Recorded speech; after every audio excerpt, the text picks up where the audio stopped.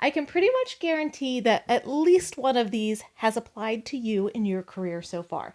There are 5 mindset mistakes that a lot of people find themselves in, these design lies that I don't want you to listen to. Let's talk about them for a second. Number 5, don't view the need to design accessibly as an obstacle.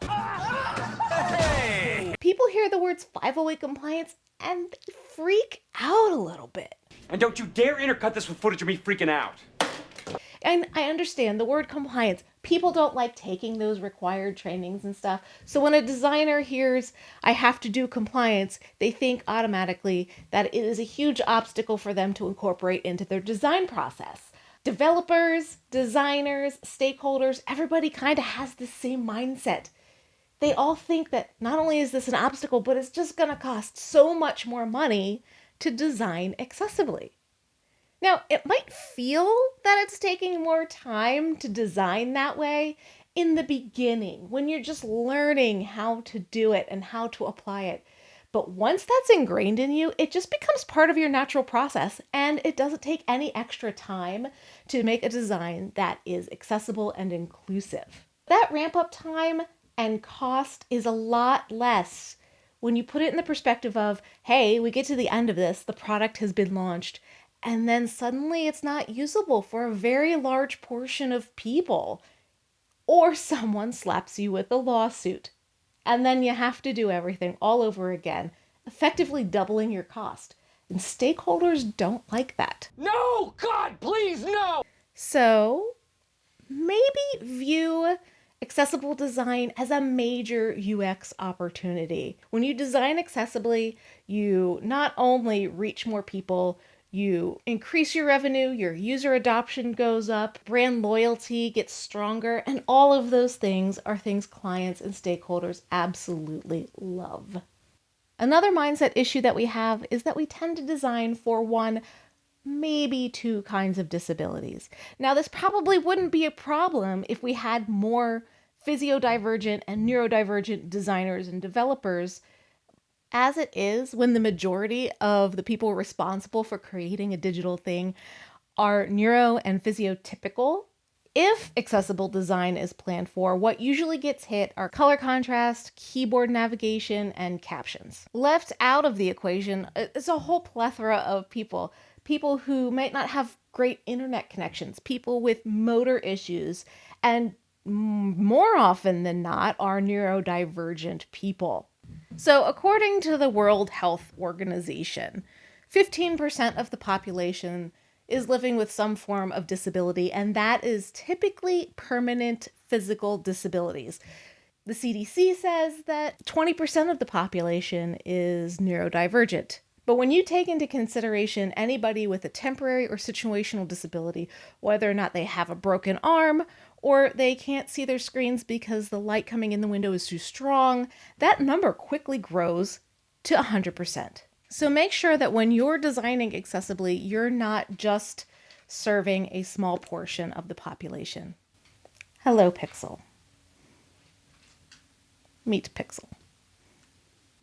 There is a common misconception that anything related to accessibility is the responsibility of the developers and the developers only, and that anything that goes wrong in that area is their fault. And that is so not true. When you look at the WCAG standards and you divide out the responsibility by function, 64% of those guidelines are the responsibility of the designers and copywriters. 14% is the shared responsibility of developers and designers, leaving only 22% left that are actually developer-only guidelines. We need to shift left, which means we need to start thinking about accessibility, accessible design in the beginning of a project rather than leaving it till the end. If you get everybody on board with a little shift left mindset change, then the responsibility falls on a broader group of people and not on any one person. This one's fun. I once had a conversation with a designer who sat in the brand department of the company I worked at, and it went a little bit like this.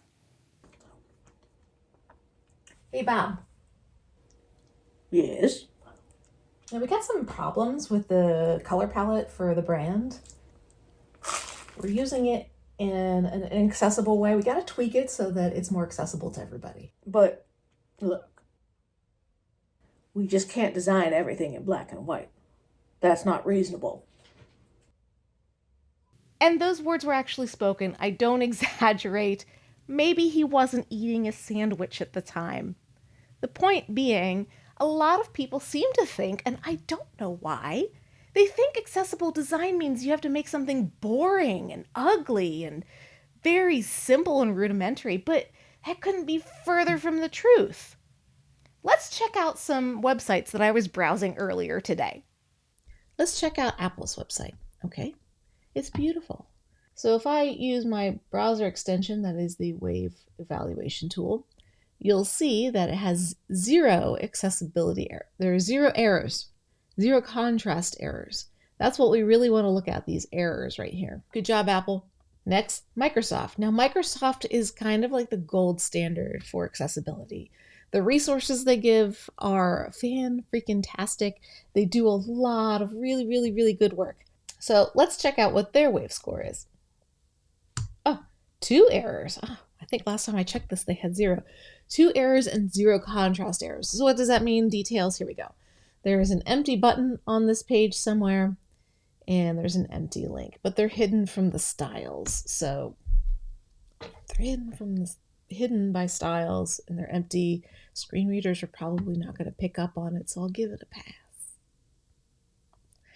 DQ is like the go-to for information on web accessibility.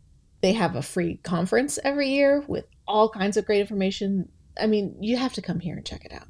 But look, it's clean, it's beautiful, lots of white space, and very consistent with all kinds of stuff. So let's get rid of that.